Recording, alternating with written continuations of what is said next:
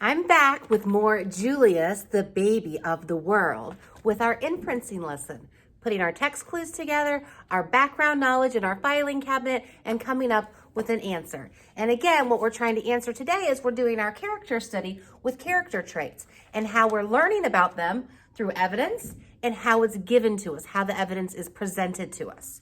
So yesterday we read about Julius, who sister started off loving him, right? And we remember from our chart yesterday, she changed quite a bit, didn't she? I want my room back. She's being loud when he sleeps, being very inconsiderate. And poor little Julius. It's his big sister. He probably just wants to be friends with her. So let's see what happens today. So hopefully you've got your chart ready to go and your character trait page just to help us guide us along. But we're using a lot of the negative side lately, aren't we? Hopefully that will change. Okay. We want Julius to grow up to be as extraordinary as you, said Lily's mother. So we must tell him constantly how beautiful he is and how much we love him. When no one was looking, Lily had her own idea. So look at mom and dad. Look at sister. What does she say? I hate you. You're ugly. Oh. We want Julius to grow up to be as clever as you, said Lily's father. So we must sing him his numbers and letters whenever possible. When no one was looking, Lily had her own idea. So mom and dad are singing 1, 2, 3s and ABCs. And look what Lily's doing. Can you tell? They're out of order. She's teaching him the wrong way. Lily. Okay, so let's talk about what is she doing. She told him he was ugly, so she insulted him.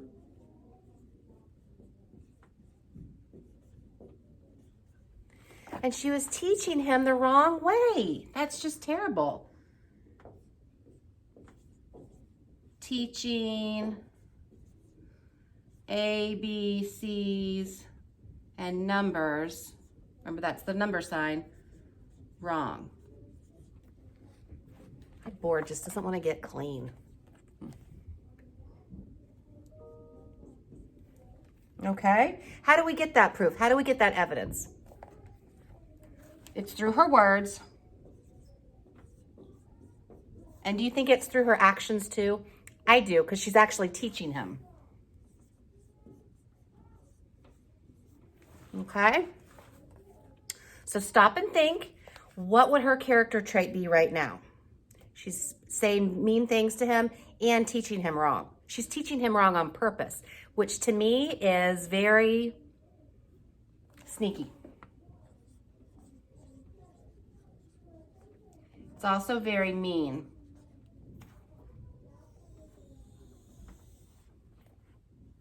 Right? Very sneaky and mean. Okay, let's go now. What's gonna happen? Lily's parents were a bit more doubtful. Vocab word, full of doubt, which means you don't really believe it. Lily's parents were more than a bit doubtful about leaving the two of them alone together. They didn't want to leave him alone. Lily tried to frighten Julius with her nifty disguises. Remember what that means? Clever. She learned magic and tried to make him disappear. When that didn't work, she simply pretended that he didn't exist. Aw.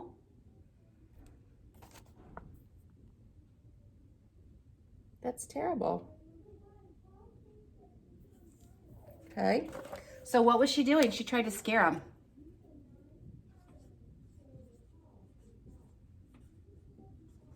And she ignored him.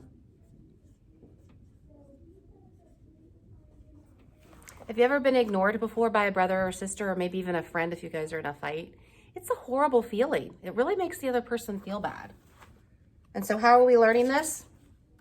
That's definitely through her actions, things that she's doing.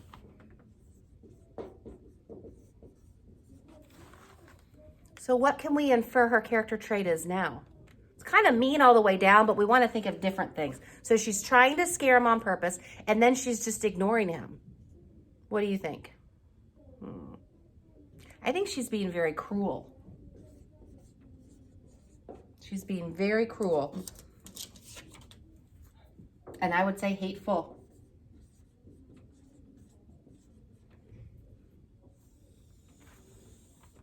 She's being cruel and hateful. When you're being mean on purpose, that's being very cruel. Lily spent more time than usual in the uncooperative chair. So she spent more time. That's a different way of saying a timeout chair. More time than usual in the timeout chair.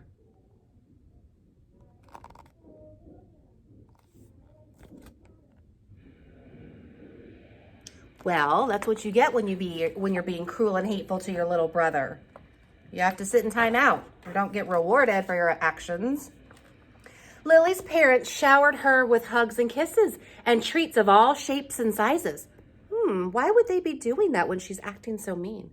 They even let her stay up 15 minutes later every night. It didn't matter. Nothing worked. I am the queen, said Lily, and I hate Julius. What do you think? Why do you think her parents are letting her have extra treats and stay up late?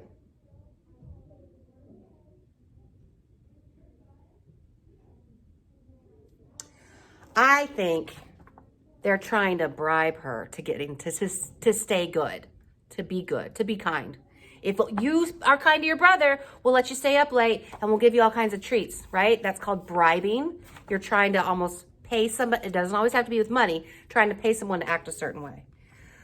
But her parents loved him and they kissed his wet pink nose and admired his small black eyes. And they stroked his sweet white fur. Julius is the baby of the world, chimed Lily's parents. Disgusting, Lily says.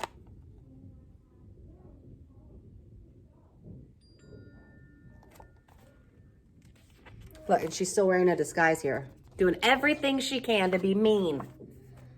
She's not stopping, is she? Lily's parents were amused when Julius blew a little bubble.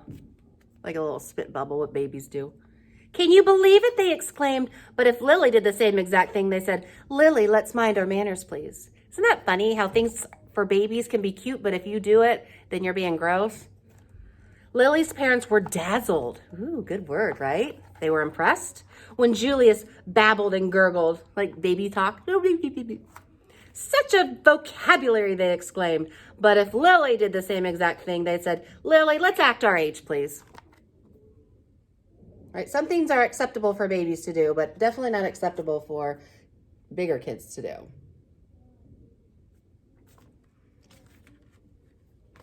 Lily's parents were amazed when Julius screamed. What lung capacity, they exclaimed. But if Lily did the same exact thing, they said, Lily, let's restrain ourselves, please. Restrain means keep track of and hold it back.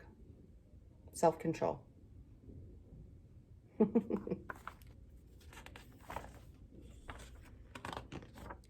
One morning, while Lily was busy playing opera, her mother said, why don't you put some of that verbal exuberance to good use?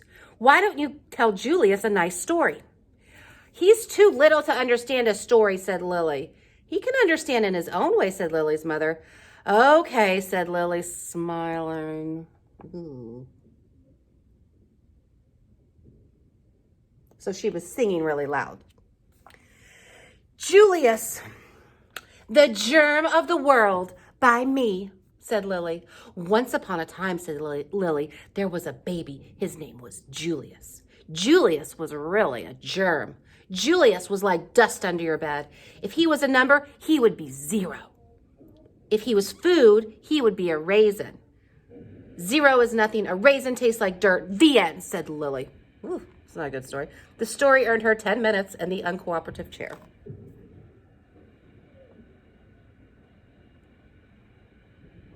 Okay, so what did she do here? She told that mean story.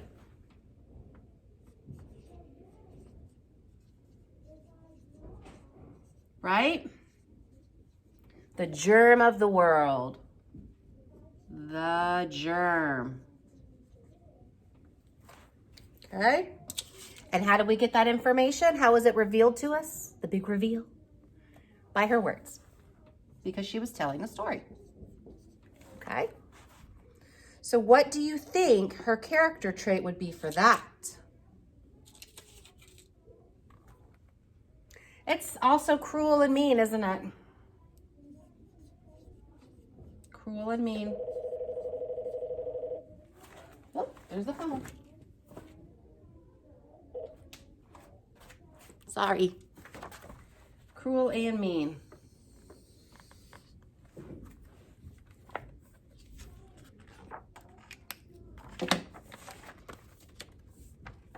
Lily warned her friends, Chester and Wilson and Victor, about babies. Trust me, they're dreadful, she said. She warned strangers about babies, too.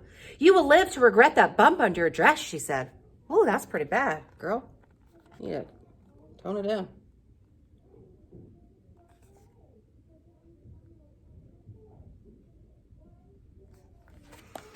Okay, so what is she saying here? Babies are dreadful. She says babies are dreadful.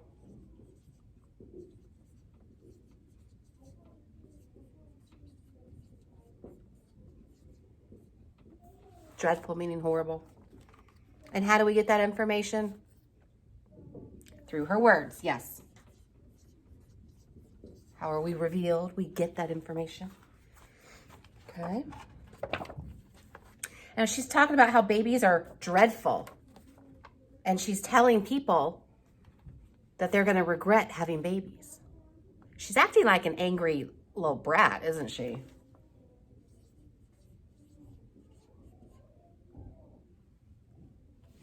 Okay. I think we're going to stop there for today and do some more tomorrow. Finish our story tomorrow. Figuring out how our main character, Lily, is changing through her actions and her words and the evidence that we're getting from her. What you can do now is we're going to work on some inference, and we'll be doing inferencing. But what I want you to do now, you don't have to post a discussion post. This is an activity. This is an inferring activity. So you can print it out, cut out all the boxes. Okay. Now the directions say read the passages, decide if the passage setting happened during the daytime or nighttime. So you're on your paper, you're going to draw a line down the middle, label one side day, one side night.